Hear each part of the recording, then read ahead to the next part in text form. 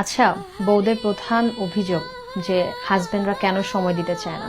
উত্তরটা তোমার পছন্দ হবে না, তারপর বলি। স্বামীরা সময় বেচে সংসার চালায়।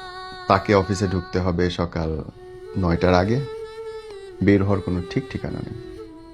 7টা 7:30টায় তার অফিস শেষ হচ্ছে, ফিরতে ফিরতে রাত্রে 9টা 10টা।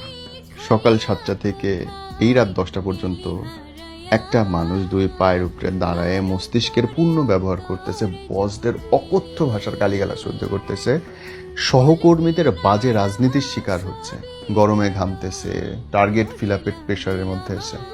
সারাদিন ওই যে আখ যেভাবে চেপে রস বাইর করে সেরকম করে রস বাইর করে যখন ছ্যাবড়াটা ঘরের মধ্যে ফেললো, তার শরীরে কি আর প্রেম থাকে নাকি তার তখন পূর্ণিমার চাঁদ দেখার মন থাকে? থাকে না তো।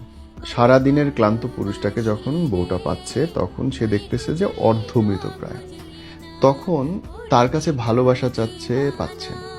আর পুরোটা দিন যে তার জন্য ওয়েট করতেছে, একটা রোমান্টিক ওয়েদারের মধ্যে বউটা আছে, তার মনে হচ্ছে আমার জামাই আসলে আমি এ করবো করবো।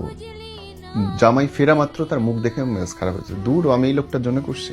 এখন বোন, তোমার মনে হইতে পারে যে এত কাজ করার কি আছে। এত কাজ না করলে তোমার গায়ে যে সাবানটা দিয়ে তুমি গোসল করতেছো সেটা থাকবে না।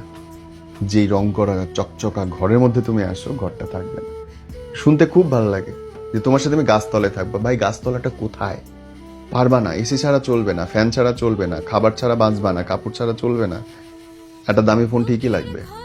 যদি তুমি সুখে শান্তিতে থাকতে চাও, জামাইয়ের কাজে কোনোদিন বাধা দেওয়া যাবে না। তুমি পয়সা ইনকাম করার জন্য, সোশ্যাল স্ট্যাটাস বাড়ানোর জন্য জামাই যা যা করতেছে সবকিছুতে সাথী হবা।